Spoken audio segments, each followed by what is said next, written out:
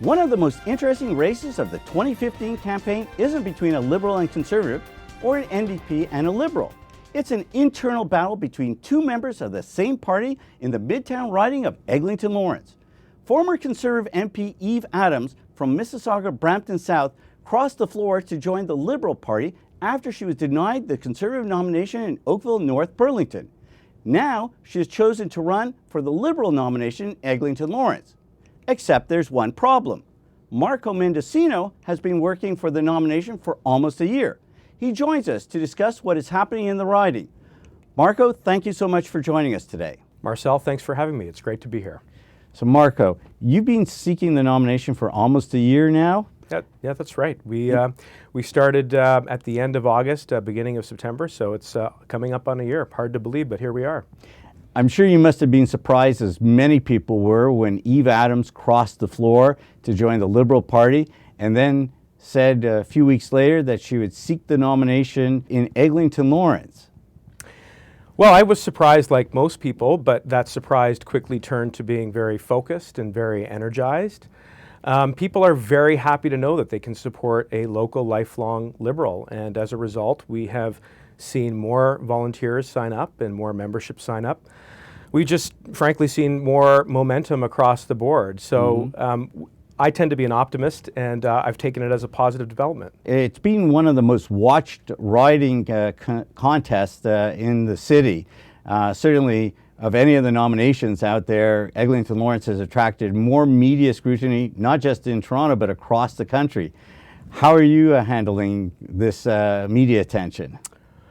Well, I think it's something new, but I think we have sort of gotten used to it. It's a high-profile riding. It's a 416 riding. It's a Toronto riding. The Minister of Finance is the incumbent, but I've been excited about it. And as you said before, I mean, we've been doing it for about 11 months now, and we have been winning support on both sides of the political spectrum. We've been signing up people who are center-left and center-right. It's been very gratifying that way, and I think one of the best measures of success that we have seen is the long list of endorsements. So whether it's the MPP Mike Cole for Eglinton-Lawrence, or whether it's Trustee Jennifer Arp, who is the representative for Eglinton-Lawrence, or very recently I was honored to be endorsed by Judy Scrow, who is one of the longest serving and most respected members of the Liberal caucus. All of these people have taken a good hard look at my campaign, and they are very confident that I'm the only one that can defeat Joe Oliver. So it's been great. So what's the message that you're taking to the doors in the riding to sign up members? Well, my message is the same as Justin Trudeau's message. This is real change. One of the things that I think really gives people confidence is that I can challenge Joe Oliver on the issues. So whether it's on his record on the economy, or whether it's on mandatory minimum sentences, which have been consistently struck down by the Supreme Court of Canada, and as a former federal prosecutor, I can speak with some credibility on the issue. We shouldn't be investing billions of dollars in jails. We should be investing in public infrastructure, so we'd like to talk more about that. Stephen Harper has made it harder for seniors to retire by pushing back benefits to 67. And he's also made it harder for Parliament and Canadians to have an informed discussion about policy by killing the long-form census. So when I think about real change and I think about Justin Trudeau, I think about a balanced economy. I think about an inclusive and positive type of rhetoric that is bedrocked on good values. Now, the riding starts from about Yonge Street and goes over till about Keele. So the boundaries are, you do this over the course of a year and they become secondhand, but to the east it's Yonge Street. To the west it's just a little bit west of Caledonia on a street called Lotherton, up to 401 and in the north, and then Eglinton Street to the south. And this riding has seen a lot of transformation take place over the last number of years. A lot of new homes, gentrification, a lot of young people and families moving into the riding. What impact has that had in that community? Well, I think obviously the demographics of the riding have changed somewhat. You see a lot of young families. My family, I've lived there with my family for the last 8 years. I've got an incredible wife. I've got 2 young daughters who go to John Wanless Public School, where I volunteer. on the board of directors for the Child Care Center and have helped contribute to address issues which matter to young families, like rolling out a lunch program for kids or improving outdoor facilities. But beyond that, I think the issues that matter to people as young families, they matter to various different people. So congestion and traffic. The Eglinton CRT project is one that people continue to struggle with. I went to go pick up dinner for my wife and kids a couple of weeks ago. It took me almost 40 minutes from roughly Avenue and Lawrence to Bathurst and Eglinton and back. So to relate this back to the political process, what I think we're looking for is dialogue between the various different levels of government. And one of the things that I really enjoy is a good relationship with MPP Mike Cole, as well as the city councillors, as well as Jennifer Arp. So when you have that kind of relationship all the way through the various levels, you're more likely to get policies which address some of these issues. Earlier you mentioned that you were a federal prosecutor. So you were involved in one of the big trials in the GTA. Tell me a little bit about that.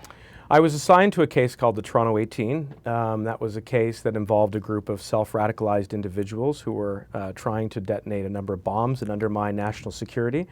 One of the most important professional experiences in my career. And I think it's an issue that comes up at the door as people ask about Bill C-51. Joe Oliver talks periodically about how one of the defining issues in the next election is going to have to do with national security and terrorism. I don't happen to agree with him. I do believe that Canadians are more focused on the economy and on just being generally fatigued with Mr. Harper. But if Mr. Oliver would like to debate me on national security, I certainly feel that I can contribute to that debate meaningfully. But my career in the public service wasn't just limited to being a federal prosecutor. I was also the president of a national organization that represented close to 3,000 federal prosecutors and Government of Canada lawyers across the country. So I had an opportunity to tour around and go to the various provinces and territories and see how courts work. I understood, more importantly, what it means to represent people at the national level. And I think that people understand that is one of the skills that's going to make me a strong MP. Now, your opponent, Eve Adams, says that she's got the experience. She's been a former city councillor, then an MP, and that she'll be able to represent the views of people in Eglinton-Lawrence. How do you respond? Well, I think that people are also looking for professional experience and professional substance, and those are the types of things that we've just spoken about. So my experience as a federal prosecutor, as somebody who has been the head of a national organization, somebody who's been successful in private business, representing clients who are also connected to the public interest. And I think that the most important political experience that voters are looking for is the ability to relate and connect. So we've been doing it for 11 months, and I think I will stack my numbers of knocking on doors and connecting with people, with anybody. These are not just names for me. These are my neighbors. These are my friends. We walk the same streets. Our kids go to the same schools. We play in the same parks. We support the same local businesses. I think this is what gives a good indication about why our campaign has been as successful as it has been. Well, Marco, thank you very much for the opportunity of coming here today. Thank you, Marcel. It has been a pleasure. I was joined by Marco Mendicino, who's running for the nomination of the Liberal Party in Eglinton-Lawrence. We'll be back in a moment with The Point.